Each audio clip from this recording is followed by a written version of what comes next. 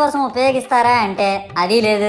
పైగా నా విగ్రహాన్ని కొనడానికి పెళ్లి సంబంధాల్లో పిల్లని చూడడానికి వెళ్ళినట్టు పలోమను 10 మంది వెళ్తారు. అందులో ఒకడికి ఆ బొమ్మ నచ్చిందని, ఇంకోటికి ఈ బొమ్మ నచ్చిందని. నా కర్మ ఏంటంటే అక్కడ ఉన్నవన్నీ నా బొమ్మలే. మళ్ళీ తీరా 10 మందికి ఒక బొమ్మ నచ్చాక అమ్మేటోడు అలుసుగా తీసుకొని 10,000 15,000 అని బాంబు పేలుస్తాడు. ఎందుకురా బాబు ఇంత రేట్ అంటే కలకత్తా నుంచి తెప్పించాం అంటాడు. నాకు అర్థం కానిది ఏంటంటే ఎక్కడైతే నేను కలకత్తా నుంచి అయితే నాకన్నా మొనగాడు వస్తాడా, అక్కడ కూడా నేనే కదా.